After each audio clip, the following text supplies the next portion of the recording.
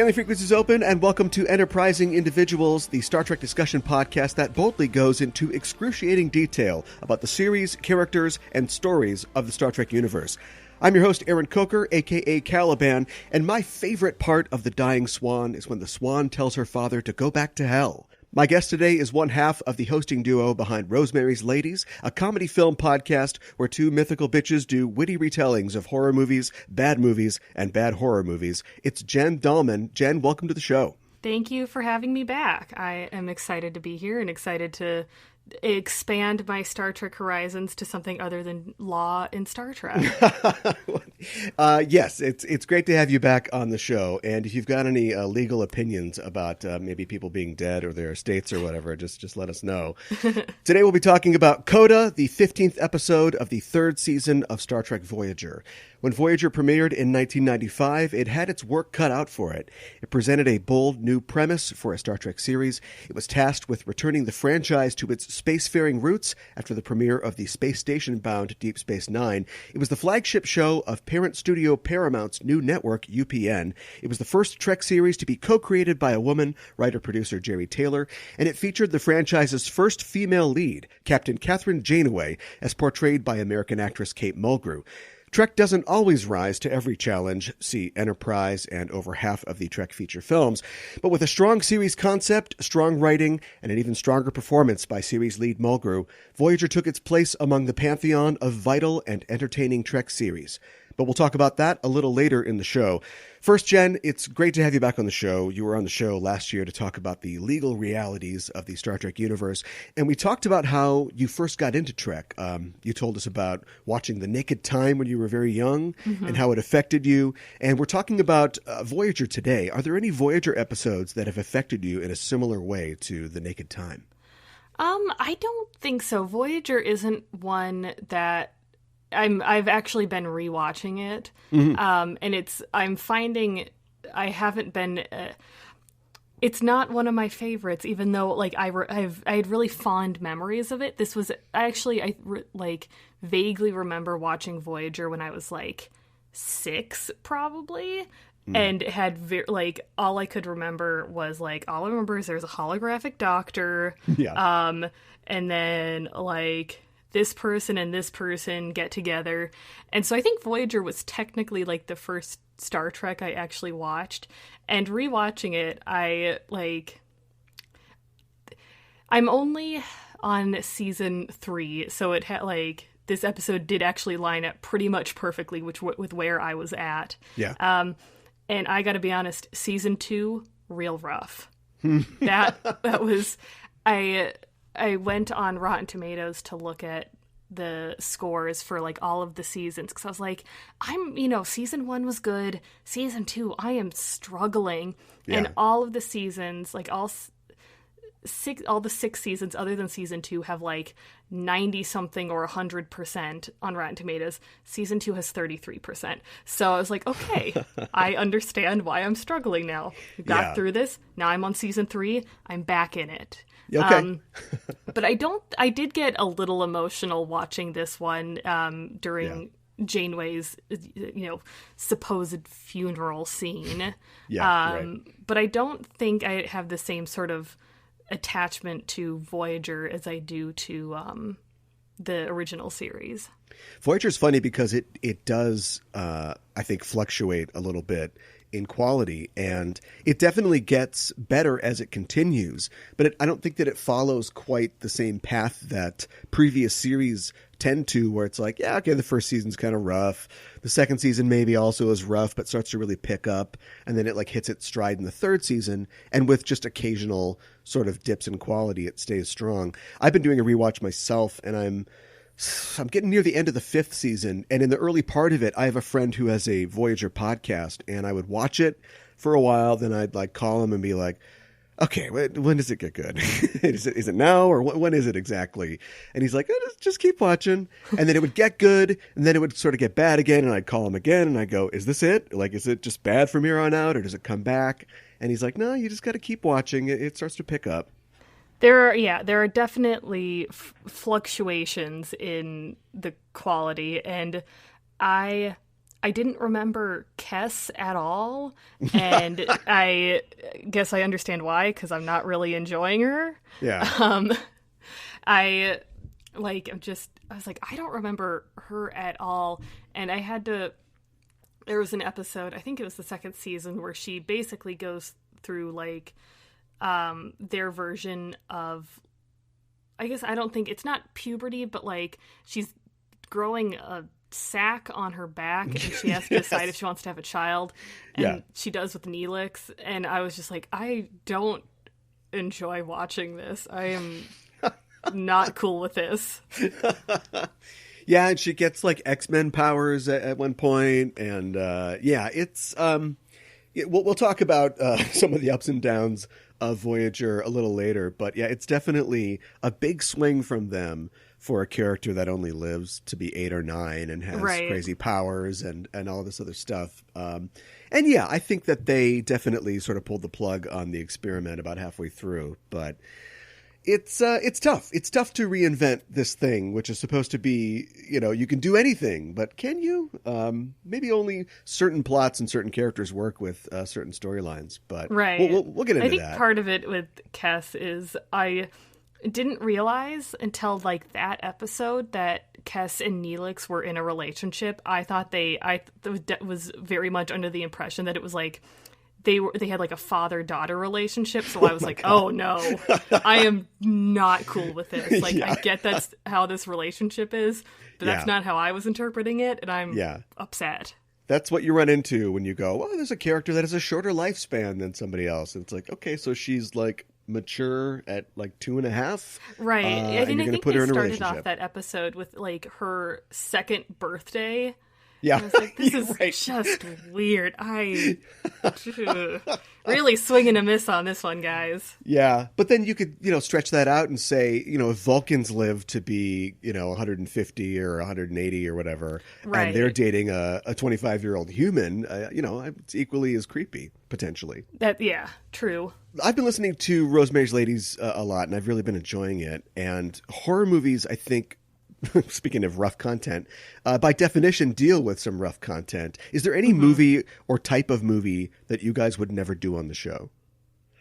Oh, I don't know. I guess maybe I guess horror-wise, things we probably wouldn't do is things that might be just too graphic and upsetting for either us or the audience members to watch. Yeah. I was thinking about the Green Inferno or something like that.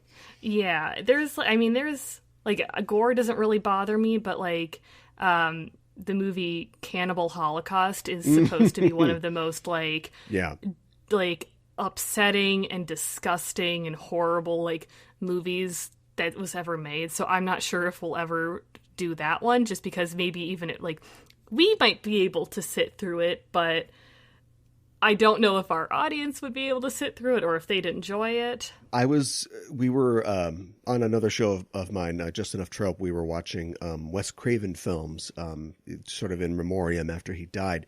And I really like Wes Craven. I like a lot of his work, but we watched Last House on the Left, and I know it's considered to be a classic, but it was rough. It was really tough to get through. Like, I really struggled to find any like artistic merit in this just horrible, terrible film. Yeah, there are definitely some that like they definitely come across as more exploitation, and sort of it's movies that are like just scary for the sake of like shocking you and upsetting you. I don't think are that interesting. So I don't know if we'll ever do Last House on the Left, just because it is very stressful, like, especially, like, seeing, as a woman, seeing other women, like, put in very dangerous and violent situations. Yeah. Like, it can definitely be hard to watch. Yeah, I guess they're not all Jason punching a guy's head into a dumpster fun time films. Yeah.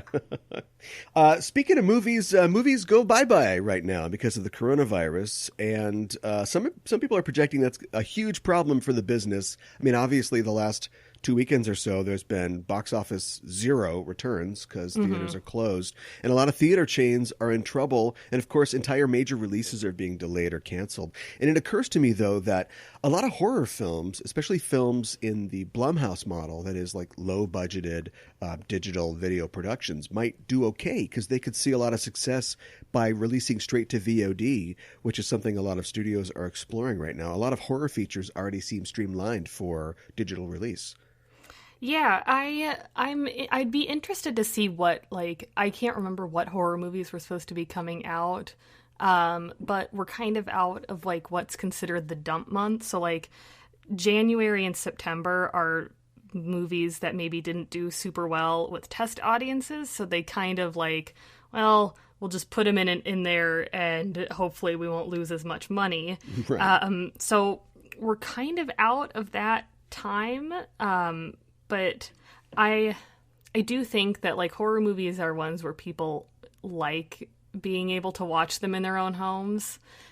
So I'm interested to see like what horror movies would be coming out and if they will make a jump to that, because I think part of the problem is no one knows how long this is going to last, and you might have to make a call that like, well, we can delay for 2 weeks and hope that, you know, in 2 weeks everything will be mostly back to normal, movie theaters will open up and we can re-release. But that also means that you're going to be competing with maybe, you know, if 3 weeks of movies got delayed, everyone tries to release theirs on the same day, then you're competing with 3 times as many movies. Right. Or you could say, well, we might have to take the L a little bit on like box office and go straight to VOD.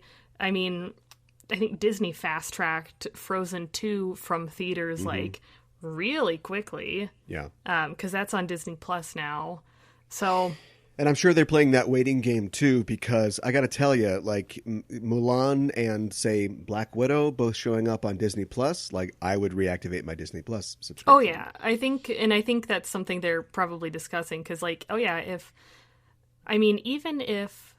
I think they're kind of playing it interesting now. So like Birds of Prey is out now, but you can't rent it. You can only buy it. Oh, okay. So they, you know, it's $20 to buy, but instead of like a $10 ticket. So, you know, it's not like, okay, well, we're going to get $4 from each household for renting it. It's they're going to pay $20 and they're going to buy it, but we'll still get $20 from them.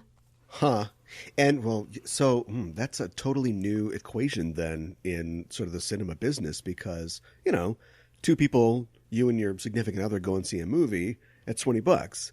And in this case, you get to see it on your big screen TV and you get to keep it forever. But what's the value of the theatrical experience? And of course, theaters are getting cut right out of this. There's no cut for them at all. So that's interesting math. Well, and I'm really disappointed because I loved A Quiet Place, and A Quiet Place 2 was supposed to come out last week. Yeah. And it hasn't. It looks like the platform, that one just came out on Netflix. I'm not sure if that one was supposed to be put out in theaters, though. Right. New Mutants, I think, was... God, will we ever see that movie? I'm so sad every time it gets delayed. Like, I think that movie's just cursed. I remember seeing a trailer for it, like, two and a half years ago. Yeah. And I was like, oh, I'm super excited. Like, I love Maisie Williams. You know, I love New Mutants. Like, this is really exciting. And then a year later, still hasn't come out. Year later, still hasn't come out.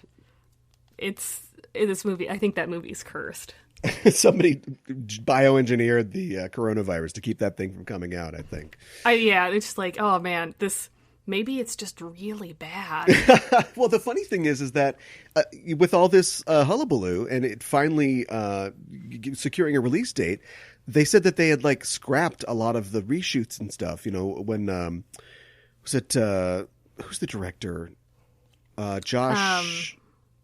Josh Boone. Boone, yeah, not Josh Trank. Josh Boone had said that they had wanted to reshoot a lot of stuff, and it was kind of taken out of his hands and recast some things. And then I guess they dropped a lot of that, and they're like, "Screw it, we're just going to release it."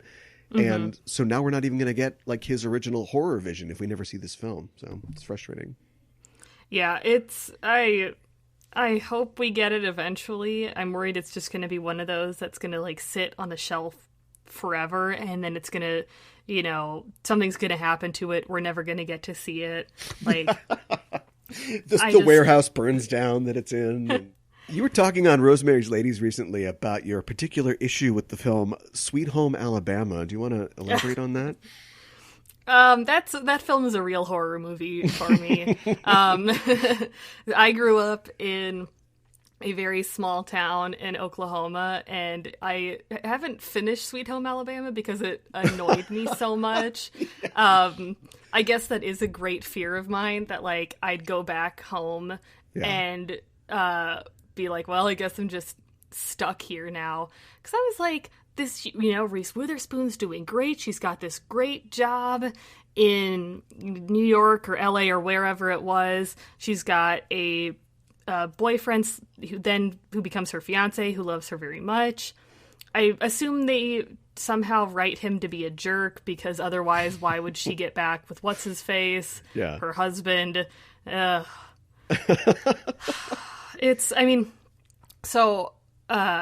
also say I grew up an hour away from the Joe Exotic tiger zoo thing. So if you guys have watched Tiger King, I grew up pretty close to there. Oh, man. Okay. A little background then. Little background, yeah. I think I read an article or an essay a little while back about these like going home movies, like Sweet Home Alabama and Hope Floats, I don't know, Doc Hollywood, or I think Reese Witherspoon had another one that was just called like Going Home or something like that. And they all have this like disingenuous theme of like, city folk just don't get it. They're running around, they're eating their goat cheese, and they're working for the ACLU, right. But they need to just slow down. They're so fast all the time. They gotta go country. Need to slow down. Right. Yeah. I think that's a theme for like all the Hallmark movies too. Oh, it's yeah, that's right. High-powered woman in the big city. Yeah. She's working for a nonprofit, and yeah. Right, and she goes back to her small hometown and realizes that she's in love with... I'm gonna have babies. Right. She's like, I just want to live in this small town. Screw my whole job that I worked my whole life for. Yeah. Well, why did you choose this specific episode, Coda, to discuss today? I liked the sort of what felt like a horror movie aspect of this time loop and time loop dying. I didn't realize that the time loop was kind of a red herring, so I was a little disappointed 10 minutes in when they were just like throwing that out the window. That's not a thing. Time loop, that doesn't matter. Yeah. Because that was one of the things that did confuse me. Like, I get the whole plot of... Should I save that for the end once we've discussed the villain, his evil motives, etc.? I mean, it's not a secret. People have seen the episode. Okay. So I understand his whole game of, okay, I need her to agree, she needs to agree to go to this afterlife place. Maybe it's not the afterlife, whatever, basically into that big white thing. Yeah. And then I'll feed on her consciousness, whatever. Yeah. I get that. But why did we spend 10 minutes? Why did he need to put her through time loops? Yeah, it is a little weird. And we'll talk in a little bit about how this episode seems like a mishmash of kind of different ideas. Mm-hmm. I think it is the only Star Trek episode where we see a captain throttled to death on screen. So, I mean, it was kind of graphic. They come out of the gate, like ready to play as far as the horror. They're coming in hot. Go. Yeah. When I was a lad and Voyager was on, I feel like we didn't like it all that much, like fans or the people that I knew, my friends, because it wasn't TNG. And I think that opinion has persisted for some as the years have gone on. But as younger viewers who grew up on the show, like people like yourself and other people, as they get older, I think the series has really begun to rise to prominence in Trek's history. There was an article a few years back when Disco was premiering that showed that all the streaming Trek series, Voyager far and away was the most rewatched series on Netflix and streaming services. I mean, I do like Voyager. It's got it's kind of an interesting I like the premise of we are, 75 years away from where we need to be, basically, and they're just trying to get home. Yeah. So I do think, like, it's been a while since they've had to do exploring, I guess. Mm-hmm. Like, the Alpha Quadrant, they've pretty much seen everything there. Right. So now they're, it's interesting to see them picked up and dropped into completely uncharted territory where everything is a potential threat. They don't know any of the, any of the species out here, any of the languages, any of the customs. Like, they're constantly in, like, at risk of running out of dilithium.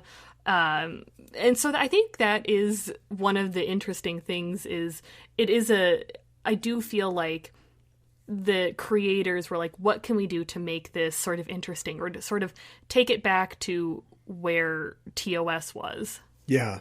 I think it gets kind of screwed too as a series because it was positioned in this place where, this is the first show on the UPN network and we're kind of going forward with this. It's a female captain, but it comes out at a time when I think Trek saturation or bad Trek saturation meant that people were like consciously decoupling, from the franchise. So that means like no Voyager movies or reboots.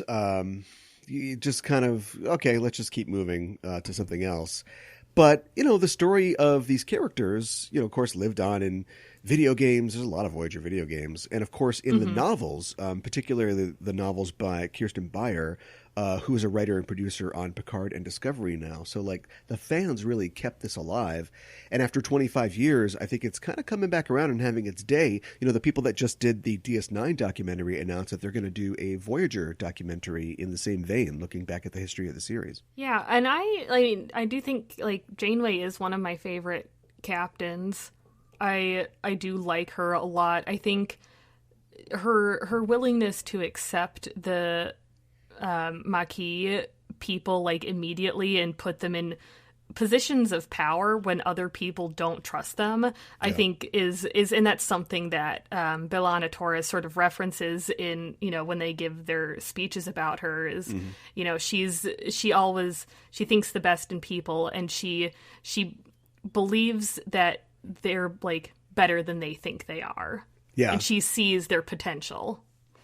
Yeah, the way that she relates, there's a specific way that she relates to every crew member that I don't think that you see in, like, TNG, for example. Like, Geordi LaForge, like, respects the hell out of Picard and looks up to him, but I don't think there's, like, a really special relationship between Picard and Geordi and some of the other characters on the show. But, like, Janeway is like a mentor, a mother or a parent figure, a hero and a leader to, like, I think everybody on the show has, like, a specific connection to her. And of course it really comes out in that funeral scene, which is, it's always fun on a sci-fi show that you can do things like, oh, let's kill somebody, see what everybody thinks about him, and then we can just bring him back and it's no problem. Right.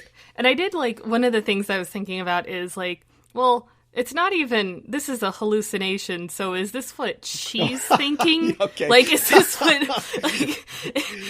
what she's imagining people are saying about her? No wonder she was moved to cry. She set this thing up for herself, yeah. I mean, I would love, like, if I could imagine, like, if I imagined my funeral, I guess I would enjoy seeing people, like, sob over me and be like, oh, Jen was she was so great. And I'd be like, you're right, I was great. Yeah.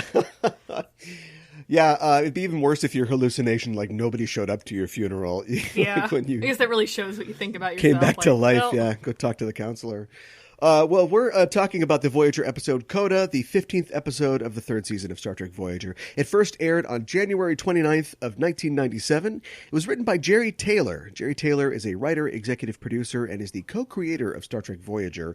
Her first writer-producer job in TV was on the series Quincy M.E. She also wrote and produced on other 80s series like Blue Thunder, Magnum P.I., and Jake and the Fat Man. She became a supervising producer for the fourth season of TNG and eventually became an executive producer and showrunner for the show's 7th season. She then co-created Star Trek Voyager along with Rick Berman and Michael Piller, serving as an executive producer and writer on the series until her retirement in 1998. And she wrote 34 scripts in total on TNG, DS9, and Voyager combined. And she also wrote 2 Voyager novels. And she and Captain Janeway share the same birthplace, Bloomington, Indiana.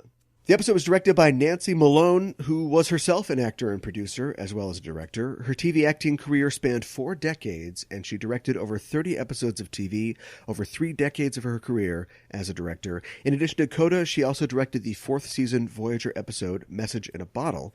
The stardate for this episode is 50518.6, and your assignment, Jen, if you can, is to give us a 25-word synopsis of Coda.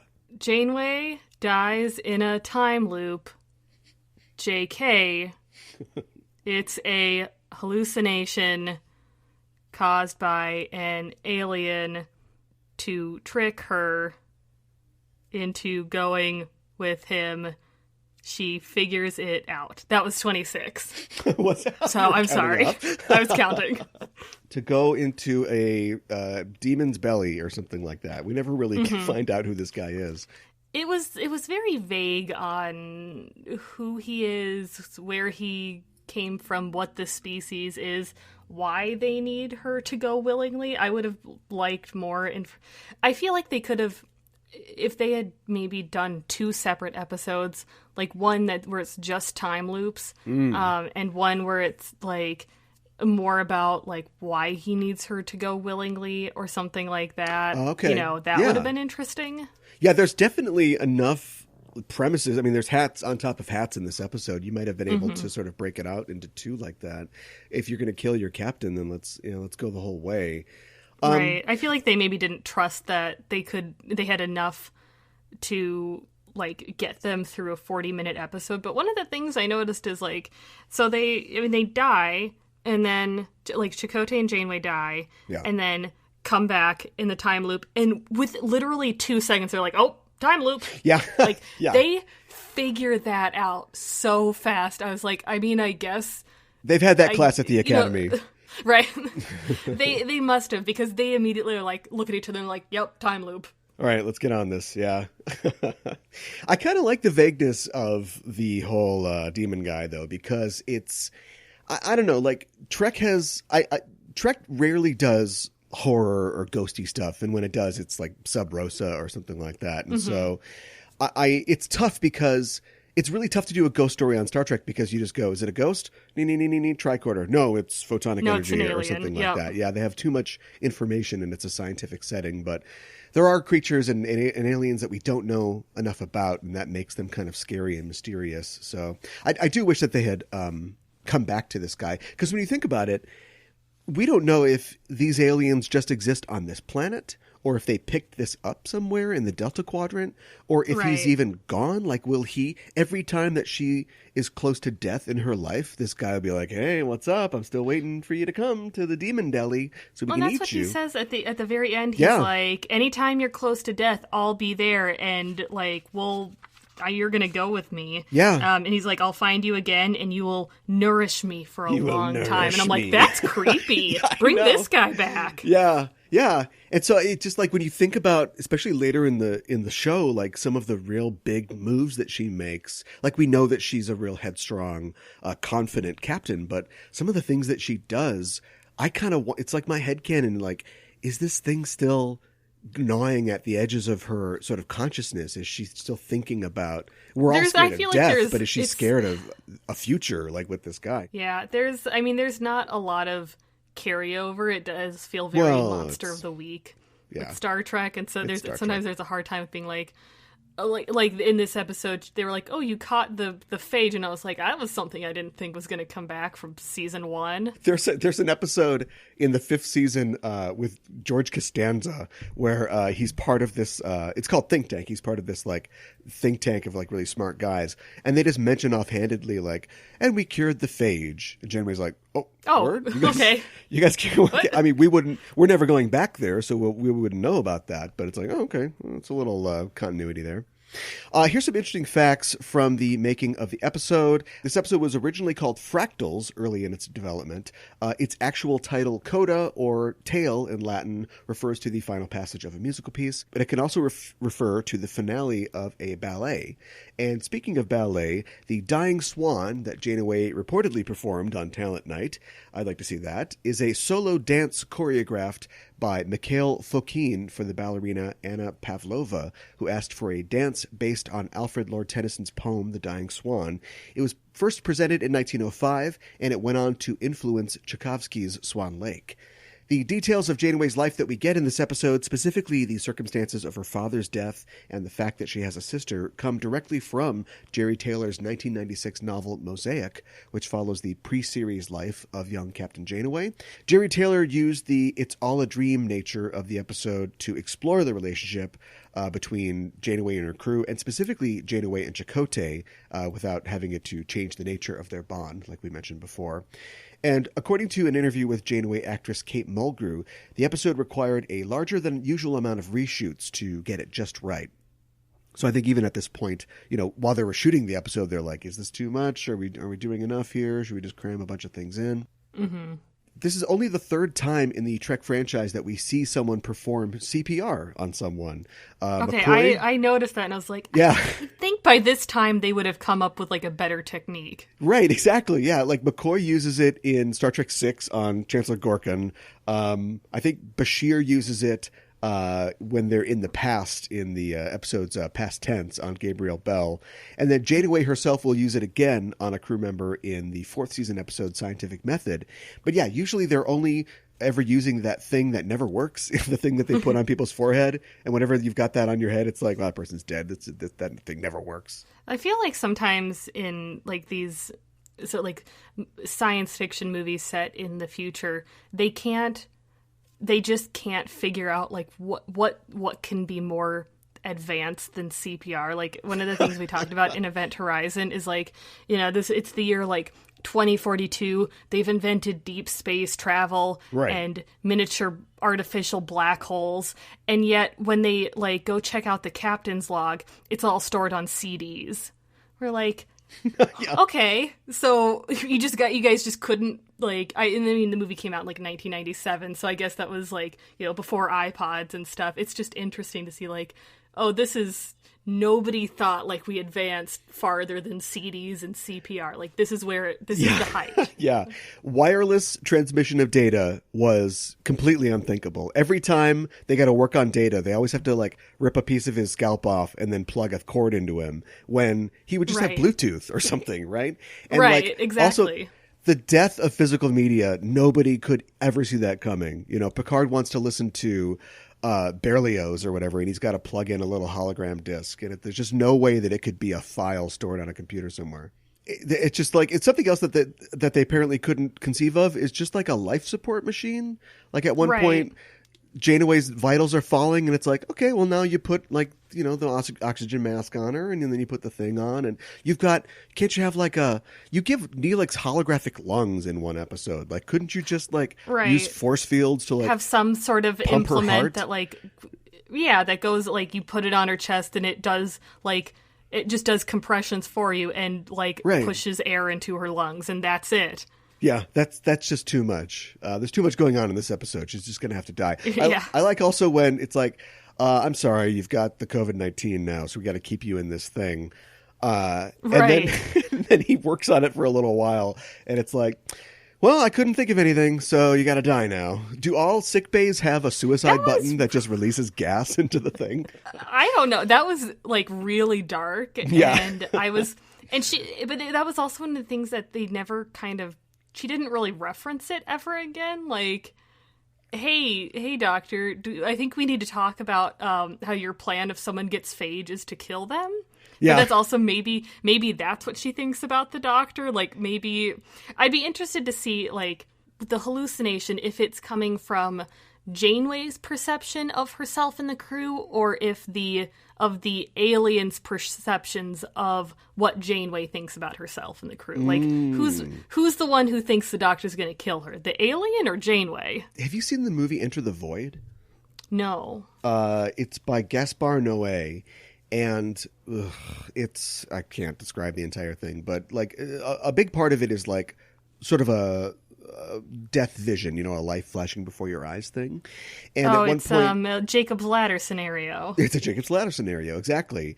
And similar to Jacob's Ladder and this Enter the Void, possibly part of like the horrible thing is, and this could be the alien, is like him trying to drive her out of, maybe she could just stay in this death vision where she's experiencing things, but they want the visions to be bad to kind of drive her to like, I gotta go into the light if it's going to be like these horrible scenarios where I'm being throttled to death and the doctor is gassing me and stuff like that.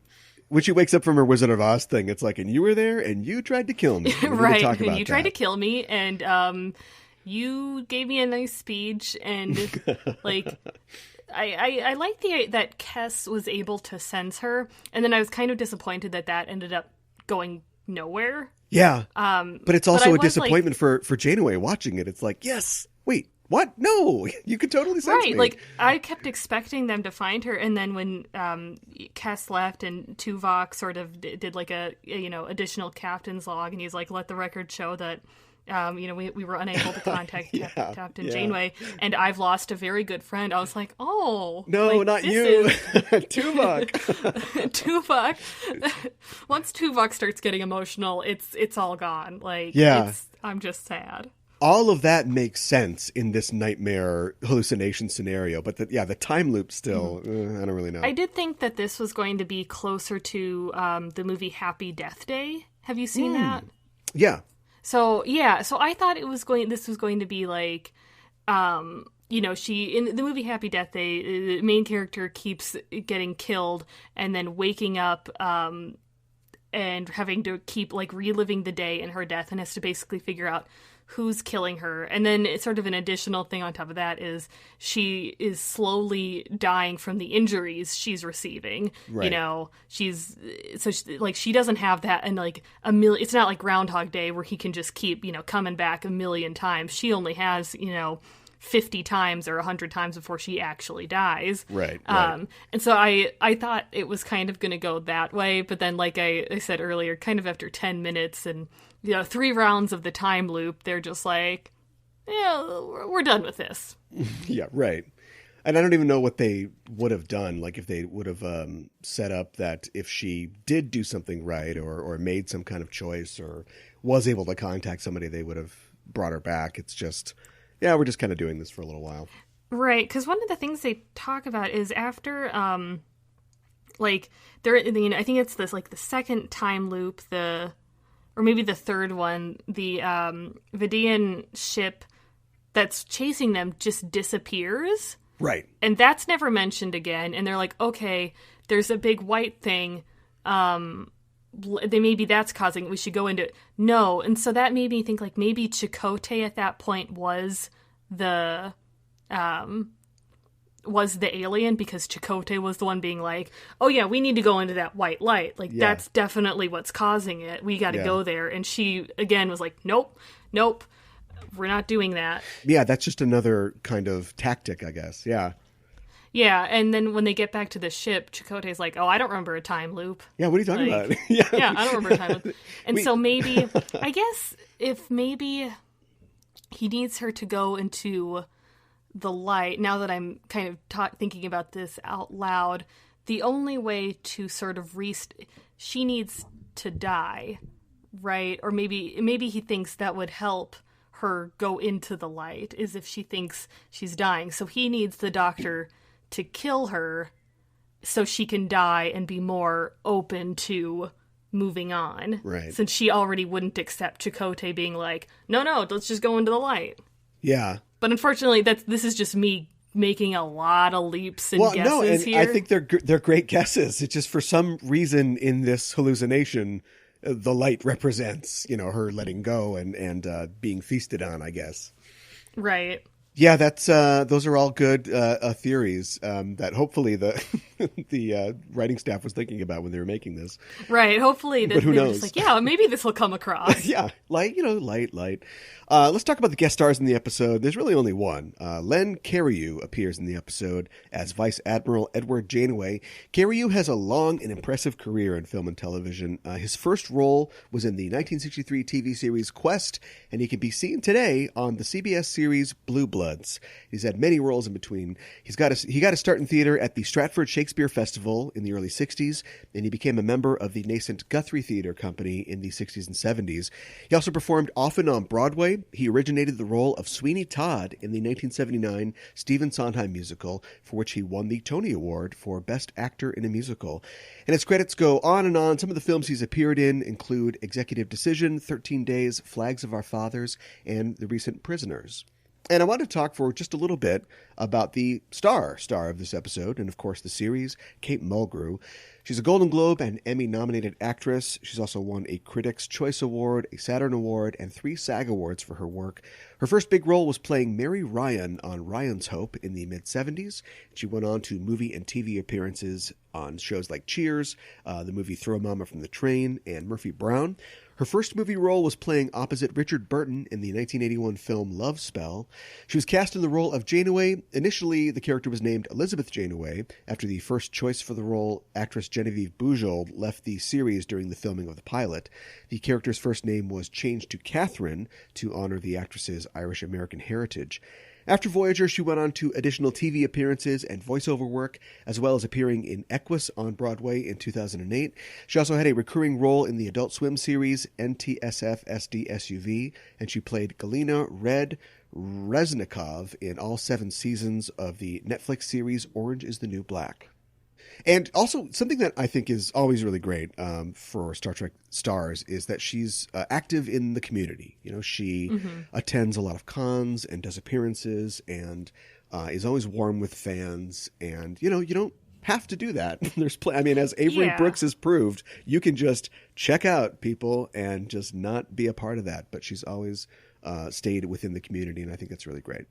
Yeah, and I think the fact that she doesn't have, like, you know, she's maybe sort of not exactly been typecast, but this is really the role that people will always associate her with. Yeah. And yet she doesn't have any sort of resentment towards that, and she's just happy to, like, you know, like you said, be a part of the community. It's always nice to see, especially because I think Star Trek fans are so very loyal and very, like, always excited. Yeah. And so when you have an actor who maybe doesn't want to be a part of the fandom as much, it is kind of disappointing and a little hurtful, because you've spent so much of your life looking up to these people as, like, this is like a hero to me. Yeah, no kidding.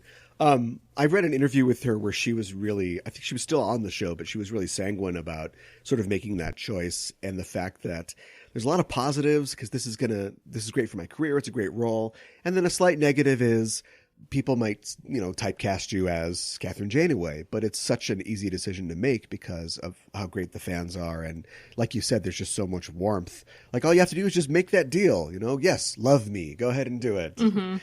Which for an actor, I mean, is an easy choice to make, I think. It took a while for me, and essentially a complete rewatch of the series, but I think I've completed my transformation to a full Janeway man. I think I'm all in on Janeway and Voyager. You're all in. At this point, yeah. As somebody who resisted it for years, and I guess when I think about that article that I cited before, I'm one of the people that's contributing to those stats. It's been a great way for me to rediscover the series, having missed a lot of it, just because I was like, I don't know if I'm going to really like watch Voyager. I remember before it came on, and I think I was in my first year of college, and there was a guy who wrote a book about Star Trek. It was the Nitpicker's Guide to Star Trek, and he lived in the same city as my college, and he did a signing at the school. And I remember having a conversation with him, and him telling me about, like, this new series that they were going to do. And it's going to be great because it's going to be all about the fact that the ship's trapped in the Delta Quadrant. And it's going to be tough. They're not going to have, like, resources and resupplies. And they're going to have to really fight to get home. and thinking that was a great premise, and then watching the show and being like, no, they're not really doing that premise all that much, and kind of drifting away, and kind of walking out of Star Trek fandom after that, not really getting into Enterprise, and just sort of only watching the movies from there on, and being able to rediscover it on streaming services has been really great. Yeah, I am glad that pretty much all of the Star Trek is on streaming, because it just makes it so much easier to binge watch it, especially being home so much now. I really don't have any excuse. Yeah. Something that I always thought of as a weakness of the show is now something that I consider a strength, and that's the way that Voyager references earlier Trek in a lot of its storylines. You know, I kind of think of Voyager as like the first Star Trek fan-fic series, and I mean that in a good way. Like, you've got TOS, you've got TNG, which kind of began as more TOS, but became an evolution of the premise. DS9's the kid doing its own thing. And then Voyager is a show that basically has the same setting as TOS and TNG, but it's got a twist. And now it's got 25 years of previous Trek to draw on. And when you go through the seasons of Voyager, you can kind of go, there's the TNG plot, right. TOS plot, merge with the DS9 plot, TNG plot. And that used to really frustrate me, but now I'm starting to see the ways that Voyager would take a TNG idea and go a different way with it and sort of refine the formula. One of the episodes I saw recently was where there's like a mind virus that Tuvok has that's making him have like a fake memory. Yeah. And they have to go back and try to figure out where this memory is coming from. Well, they go back to when he was on a ship that was captained by Sulu, and they have to go like rescue Kirk and Spock, who don't make an appearance. But it part of it was hard to kind of determine, like, are you trying to like make me be like, oh, I remember that. Oh, now I like this. Yeah. And how much of it is like, oh no, like we're trying to do a good job of sort of integrating, you know, these, like, there are so many different sort of Star Trek series, and we're trying to make sure that they're integrated well together. So I think, and I'm going to give them the benefit of the doubt and say that they're trying to integrate them together. Yeah, and I think that kind of integration is well, I mean, I think it's necessary. It's kind of become like the only thing on offer now with Discovery, a series that's set in the TOS era, and Picard literally taking, you know, a character from the previous series. But something else that Voyager got really good at was just starting an episode in the middle of what's going on, like just doing a total in medias res thing, and not necessarily doing a 72 hours earlier thing, which I'll never forgive BSG for spreading to every genre show. It'll start out with, you're the killer? 72 hours earlier, and then we just backtrack all the way. Yeah. Star Trek tends to be very straightforward and linear in its presentation because it's literally the log of their adventures, you know, Captain's log. But a lot of Voyager episodes will just start, bam, okay, half the ship's been turned to jello, and we're already having to deal with this. Well, and that was kind of how this one started. Like, they're just, Neelix and Janeway are, like, already walking together, already, like, in the middle of a conversation, just being like, oh, yeah, to keep Tuvok away next time we, like, next time we do the thing. And I'm like, what thing are you doing? Yeah, right. Yeah. Talent Night is a great response to coronavirus confinement, too. As long as we're all doing it on the view screens. And they're always flying away from whatever they encounter. So you have to do these just start in the middle situations. You can't open up and say, well, you know, you all know about the Romulans and we've had problems with them, so now we're going to do this. Like, there's no established antagonists, and even when you do establish one, like the Kazon, they're in the rearview mirror. Like, they're getting out of there. They're always heading in one direction. The landscape is always changing outside the window. So that's a real limitation on the show, and I think just throwing the audience into the next crisis is a great way to deal with it. Yeah, I mean, just speaking of the Kazon, I think they were a very disappointing villain, and that's, I mean, I think part of the reason season 2 really was a struggle for me, just because they were the main villain. It was like in TNG when I think season 1 when they were like, let's make the Ferengi the main villain, and then fortunately quickly realized, like, okay, this is not going well. Yeah. The Kazon are the season 1 Ferengi of Voyager. That's perfect. They absolutely are. I think it was more interesting, like, dealing with Seska, like sort of betraying Chakotay and her friends and sort of buddying up with the Kazon, but they were just the fact that their whole goal was like, we don't have like advanced weaponry and advanced technology, which is why we need to get it from the Voyager, and yet somehow kept like kidnapping everyone, taking over the Voyager. Like, I was like, how do you guys... Well, obviously you don't need this advanced weaponry because you guys seem to be doing completely fine without it. Something that goes with the kind of openness and altruism of Starfleet, I think, is a shade of gullibility a little bit, maybe. Because even into like I'm in season 5, even in season 5, some weird alien will show up and be like, hey, let's give you some help. And they're like, okay, yeah, let's take it. And then, what happens. We have an episode where they have to fight off these aliens. And you'd think like, I don't know, maybe it's a good sign that it doesn't make them like hard living in the Delta Quadrant where everybody is just horrible to each other. And every offered hand is just going to become a fist that hits you in the face. But right.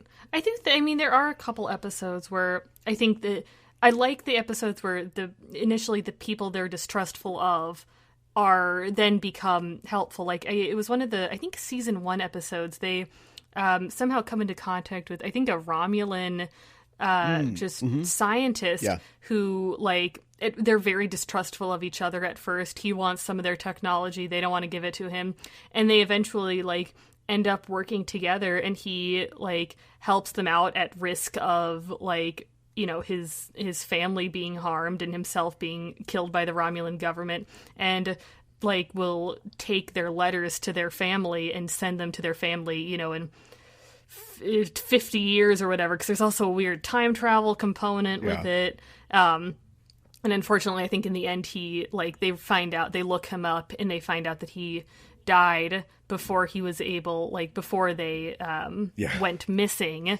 But I really like that sort of aspect when, we have these like sort of what we consider traditional Star Trek villains, where they're able to sort of overcome their differences and, see that not all Romulans are evil, because that's like, there are good Romulans and there are, I would hope, good Cardassians, I don't. And we're still looking for one, but the kicker in that episode too is that it's Tuvok who knows that basically the entire time. Because I think like halfway through the episode, they go, okay, this is like Romulan, sub-commander so-and-so. Go check up on him, Tuvok. And he does. And then they go through the rest of the episode and they have this guy, they're talking to this guy, they beam him back and they're like, well, I can't wait for this to take off. And Tuvok's like, bad news. That guy dies. He dies in this year. I knew. I couldn't tell you because it would be breaking the temporal prime directive if we did. And there's this great theme that gets, again, explored a little bit better in Battlestar Galactica, but also in Voyager, about being desperate and having rules for yourself and being tempted to break the rules. And doing it. Not always not breaking the rules. Like, definitely breaking the rules sometimes. And especially in TOS, they're breaking the prime directive constantly, and in TNG, they're breaking it constantly. But it's TNG that really codified those rules and set them up. TOS was still sort of like a Wild Westy kind of era, but Janeway breaks the prime directive a million times. But it's the same thing that like Adama is always he's always running up against. So and so did something, and what the military code of justice says is that we put one in this guy's forehead and shoot him on an airlock. And Adama has to say, we're not going to do that because we just can't be that. We can't be that way. It's a good Edward James Olmos impression. Do your job.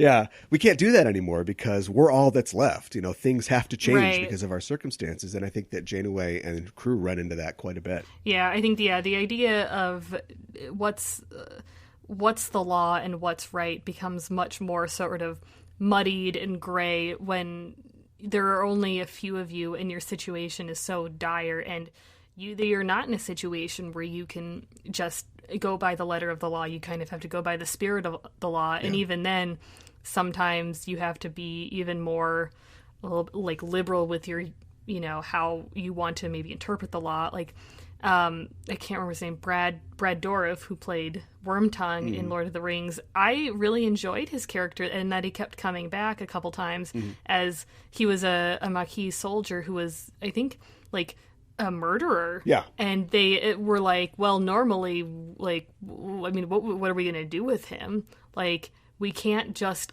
what are we going to do? We're going to keep him in the brig for the next 70 years? Yeah, it's just, go to your room forever. Yeah. Right. And so, I mean, not really related to that, but I recently watched the episode where, the Kazon have somehow taken over the Voyager. Everyone's screwed. And the only one left is the Brad Dourif and the doctor. Yeah. And Brad Dourif has to, despite the fact that he spent 2 years working to overcome these murderous impulses, has to, like, kill people. And he's extremely upset and emotional by that. Yeah. And so, even though, yes, murder is wrong and he's a convicted murderer, sort of, but he has to kill people because it's the right thing to do. Start killing Killy, yeah. Right.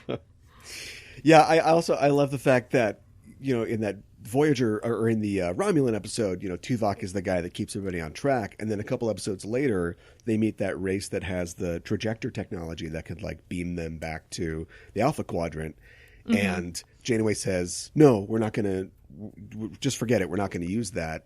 And then Tuvok ends up being the guy who's like, okay. Oh, yeah, he's like, yeah, let's just go get give that him stuff. Yeah.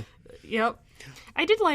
One of the things I really like about Tuvok is his, like, just random moments where he speaks very fondly of his wife and children. Like, everyone has this sort of notion of, like, oh, Vulcans have no emotions. But, like, even though he's not, like, mushy gushy, like, oh my god, I miss my wife so much, it's still like, I love my wife and I love my children and I miss them very much. And there was an episode where he finds these children who are actually, like, their aging process is reversed, basically, so they're close to the end of their life, but he thinks they're children. Yeah, and he becomes very attached to them because of how much he misses his own children. Yeah, I liked the emotions of that episode and the scenes between him and the kids, but the reveal at the end is just... It's not just good. No, it's just like, well, the episode's over. Guess what? They were old people the entire time, and we're just trying to help them. Yeah. Well, that's Voyager for you. You win some, you lose some. It was a season 2 episode. Yeah, right. A little rough. This episode itself is a hodgepodge of Trek elements. In fact, Jerry Taylor said of the episode that the original reason that they did it, the conception of the episode, was they just wanted to get a bunch of ideas on that were sort of like on the corkboard, and they couldn't fit into anything else. And in this episode, I can see, first of all, just film-wise, it's a Groundhog Day, it's a Christmas Carol, it's a Patrick Swayze Ghost, it's a Wizard of Oz, like we said, but it's got elements of a bunch of TNG episodes. Like, there's a cause and effect in the beginning, there's kind of a next phase thing when she's, wandering around through the ship, nobody can see her. It's kind of her tapestry episode as well. And this is crazy, but this is my own personal crazy crackpot theory. It's got a Time's Arrow element to it as well, because in Time's Arrow, there are aliens that feed on, like, the mental energy of dead people. They're kind of Star Trek souls. And they go back in time to stop these guys to Mark Twain's San Francisco. And they meet up with Mark Twain. And Mark Twain wrote Tom Sawyer, in which a character attends their own funeral. So I don't know if I'm onto something or I need to be on something. But there you go. So, yeah, it's just like they pushed all these things together and still came up with something that gives you this great look at Janeway as a character, like, facing... This is the passion of the Janeway, basically. Like, she's facing her end. Yeah, and one of the things I did really like is... And I think, like we were talking about earlier, sort of about her strong, like, how strong of a leader and character she is, how adamant she is that, like, she's like, I can't leave them. Yeah. This is my crew, this is my family, and I'm not ready to leave them because they need me.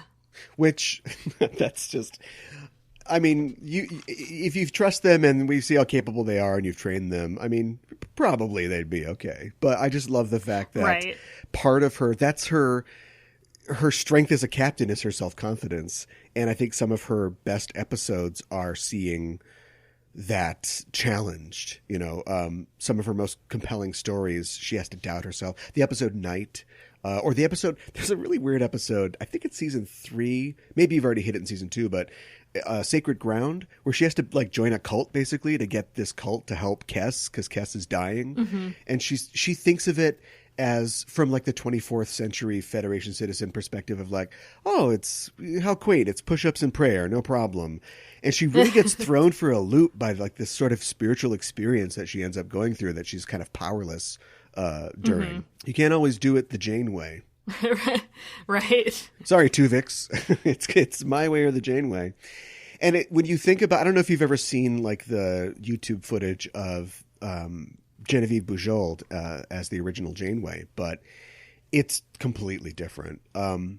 I feel like I need to watch that now because she's a great actress. She's been in like some really great movies, but it's a totally different concept of the character. Like she would have, I think she would have not been the lead the way that many or pretty much all Star Trek captains are of their series. Like she would have been a more of a side or background character, and having Kate Mulgrew just step in and be like, "Go back to hell, coward!" Like that's really that was a good line of like she's like, "I'll see you in hell, Dad." Yeah, right. I know. Oh, jeez. Yeah. There's also a thing where it's right after the funeral, and the dad guy is like still trying to get her to go, and then at one point he's like, "Oh, little bird, you always make it tough for yourself." And there's no line. They just cut to Mulgrew, and she has this look on her face like, all right, asshole. like just. Yes, she looks at her dad and is like, I fucking hate you. Yeah. Fake or no, the funeral gets me in this episode. Yeah, I got a little emotional. Yeah, and seeing the crew's reaction to her death, and seeing like Harry's story that he tells in his speech about her. Her connection with Harry is something that I really enjoy and I keep coming back to. They never really get into it, but he's her space mom. Like he's definitely answered like aye mom, I mean ma'am to her at some point in the series. I think she's a space mom to like a lot of people. Like she's got to be space mom to Kes. Tuvok is Kes's space dad. Yeah. One of the things I was wondering about at the funeral, like the doctor, is the doctor there or is he not there, or is he not allowed there because he killed Janeway? They don't ever I would have loved just one person being like, hey, Doc, we did the autopsy. She didn't die of the phage. She died of this neurotoxin. A lot of nerve gas in her lungs. Knew anything about that? Yeah, what's up with that? I don't think he had the emitter yet, so technically, he could only be on a little TV, I suppose. Mm-hmm. But yeah, that would be a little bit suspicious. What do you, as we wrap up here, I'd like to know, what do you think of Jane Coatway or whatever the Janeway Chakotay couple name is? What do you think about that ship? Thumbs down. Thumbs down. Okay. Thumbs down for me. I don't know. I don't ship it. But that's, I think, might be just because, like we were talking about, Janeway is just everybody's mom. Yeah. And I'm also thumbs down on Kes and Neelix, as I mentioned. Are there any ships that you approve of? I like, because B'Elanna and Tom Paris, I like them. Yeah. I like their relationship. But I think so she's the ship's mom, and I think part of it is she doesn't seem like a rule breaker, and it does seem like a big infraction to be like, I'm just going to start going on holidays with my XO. Yeah. Like, he replicates me a flower, and then it's a little. And yeah, we're going to go just for a moonlight sail like all platonic work friends do. Right, and especially like after Chakotay had to go through the whole thing with, okay, he was seeing Seska, she allegedly impregnated herself, not to his knowledge or consent, right, though. But then it actually wasn't his child, but then he kind of seems to have gotten over that very quickly. Yeah, right. Yeah, I think once we find out the Kazon are involved, and then she just sort of dies somehow in that episode, we're just like, yeah, let's not continue this. Although Chakotay raising a son or a daughter could have, I think it was a son, could have been interesting on the show. We do get that later with Naomi Wildman, a character who, by all rights, I should hate, but I really like Naomi Wildman. Like, she's written really well. Scarlett Palmer's the actress is just a really good child actress, and I like her connection with Seven. And yeah, that was a disaster averted. I mean, it makes sense that there have to be children. I think that's one of the things they talk about earlier on, where Chakotay comes across two people, just making out, and he's like, asks Jamie, he's like, do we need to like start a rule that says like no fraternization? And she's like, well, like, I'm not going to tell people like not to like see each other. Like, we're going to be on the ship for like a long time, and also, there's like, we're going to be. In 40 years, we're really not going to be able to like do this stuff. We need to have someone who can take over our positions as crew of the ship. And that was something I wish they would have focused more on, and maybe they will later. Like the idea that like, I guess maybe they don't if they see, get back at the end. Yeah. They just keep shaving time off. But the idea that they have to, because Chakotay's like, well, what kind of life are we subjecting our children to if we're not having them because we want children, but because we need them to do a job? That doesn't come up as much as I'd like it to in the series, but in I think it's in Scorpion when they hit the Borg space basically, and they're like, do we do this? Like, should we even try to do this? Continue on, and Chakotay's like, we could just find a nice planet, and just park it and just live out our lives. Maybe that's our destiny. Maybe we won't succeed. Maybe we're dooming future generations to having this just crappy life on this ship. And even though they don't really go all the way in on that, I like the fact that still sort of exists at the edges of it. It's Trek's problem, although it continues to be a problem because they've not done this now, and it's the darkness, or like the lack of darkness. It's so positive, and people get mad when you do something like have a mutiny in Discovery, or have the world be not quite as bright and shiny as people want in Star Trek Picard.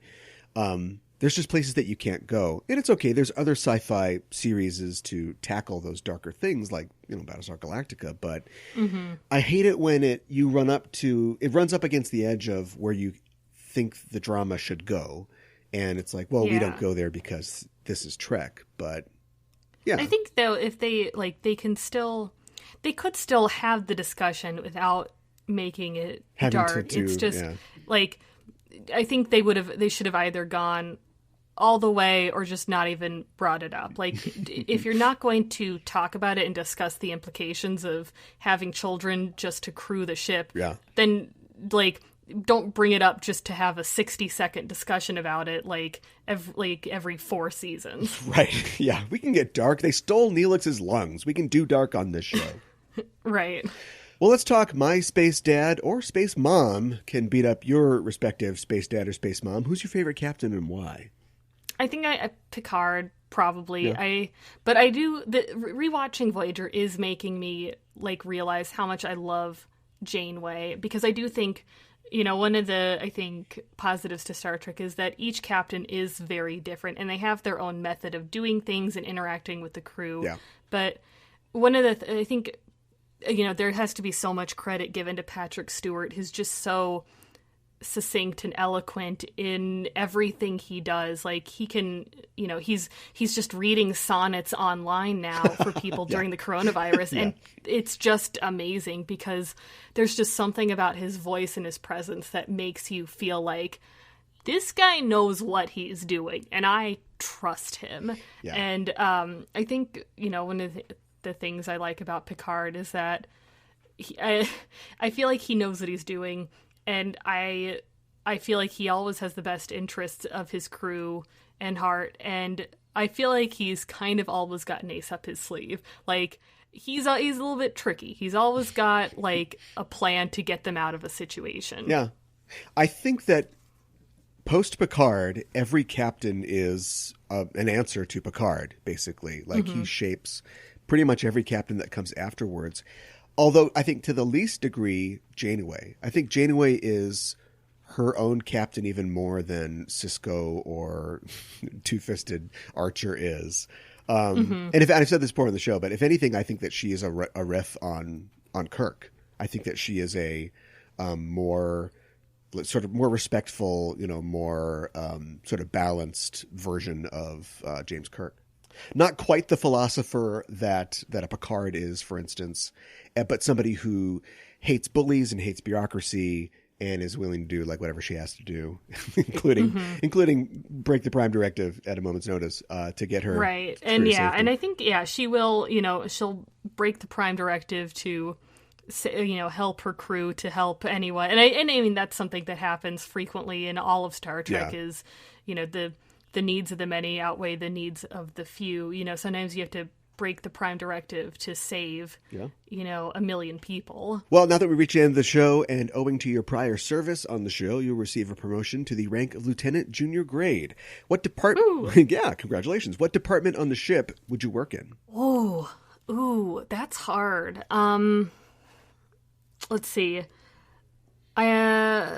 I feel like I might like engineering. I don't think I should be a pilot. Like, I have terrible depth perception. I don't think I'd be that good at like medical stuff. I guess, I'd probably be okay because like I've seen a lot of gore and that doesn't really bother me. But I feel like I would really enjoy being down in engineering and, working with the machine. Sure. We're not specifying an era here. So, it could be, say, the 22nd century. Maybe as a side gig to your engineering thing, you could be programming movie night for the NX-01 crew. Yeah, I mean, it would be interesting to do movie night for a bunch of different, different cultures and species. And, if they're watching, I think it is interesting when they have to watch something that maybe we would something that we know of, like Rosemary's Baby, where it's like, well, we're not watching anything from 500 years ago, though. So how was that preserved? Yeah, nobody actually knows. After World War III, they found like a vault or something that had like the entire yes, of course, Paramount library in it. Or like you could watch here's something fun. We're going to watch a movie called Chef. But then, Vulcans and maybe other species are vegetarians, and so they just find the entire thing just brutal and horrible that they're serving all this flesh to people who are so happy to eat it. So, yeah. I would imagine you have to do different, I don't think you'd be able to find one movie that, every single person on this ship would enjoy. Yeah. Some people are just going to 5 different movie nights. Well, you can't please everybody. I just show them Pixar movies. That'll probably get the job done. Lieutenant Dallman, thanks for joining me to talk about Star Trek and the Star Trek universe. If people want to continue the conversation, and they can, at EISTpod on Twitter and the Enterprising Individuals Facebook page, where can people find you online? You can find us at rosemariesladies.com. We're also on Instagram at Rosemary's Ladies Podcast, or on Twitter at Ladies Rosemary. And we put out a new episode every Sunday. Okay, great. Thanks again for joining me. Yeah, thank you so much for having me. We are signing off until the next mission. Hailing frequencies closed.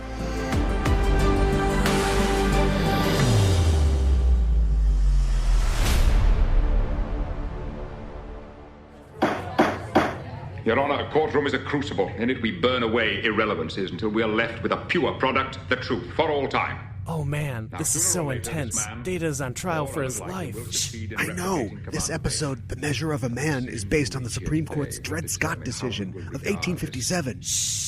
And every week on Backtracking, we take a look at the real-world events that inspired classic Star Trek episodes. Sorry. Shut up! Shh. Who are you? We're the hosts of Backtracking. I'm Caliban. You will both be taken to the brig and from there to the nearest starbase, where you will answer charges for what you have done. And I'm Gooey Fame. This is not a game. This is life and death. You can follow us on Twitter. Backtracking is available wherever you listen to podcasts. You go f*** yourself.